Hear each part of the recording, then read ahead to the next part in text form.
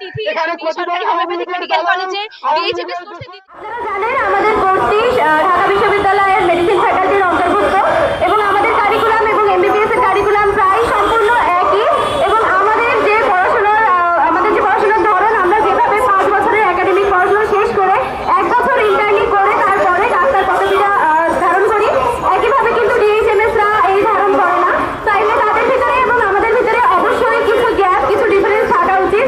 তাই তারা যদি চায় যে তারা ডিএইচএমএস শেষ করে আমাদের কোর্সে এসে যুক্ত হবে, তাহলে এটা সম্পূর্ণ অযৌক্তিক। আমরা চাই তাদের এই অযৌক্তিক দাবি যেন কোনোভাবেই গ্রহণযোগ্য না হয় এবং আমরা শিক্ষার্থীরা আমরা আজকে এখানে এসেছি ডিএইচএমএস এ অধ্যয়নরত যেসব ডাক্তাররা আছে তারা বিভিন্ন অযৌক্তিক দাবি দেওয়া এখানে প্রস্তাবন করছে। আমরা চাই তাদের এই অযৌক্তিক দাবিগুলো যেন কোনোভাবে গ্রহণযোগ্য না হয় এবং আমাদের যে যৌক্তিকতা সেটা মূলত ডিএইচএমএস অধ্যয়নরত যারা আছে তারা তাদের যে দাবিগুলো পেশ করছে সেগুলো যেন গ্রহণযোগ্য না দেখতে পান। এটা অবশ্যই আগেও জানানো হয়েছে।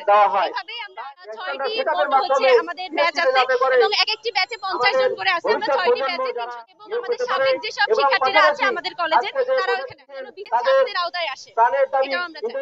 একজন ডিএইচএমএস ডাক্তার হিসেবে আমিও বলবো যে যেখানে হোমিওপ্যাথি শেষ সেখানেই অ্যালোপ্যাথি শেষ সেখানেই হোমিওপ্যাথি শুরু, কারণ আমাদের এখানে সকল প্রকারের রোগের ট্রিটমেন্ট দেওয়া হয় এবং আপনারা জানেন আমরা হচ্ছে treat the patient not the disease. আমরা রোগীকে চিকিৎসা দিই, রোগকে নয়। এবং আমাদের আরো বিভিন্ন আমাদের মোটিভ আছে, সেই মোটিভ অনুযায়ী আমরা রোগীকে শিক্ষা ওষুধের ইফেক্ট সম্পর্কে বলতে চান তাহলে আমি প্রথমেই বলবো সাইড ইফেক্টের কথা।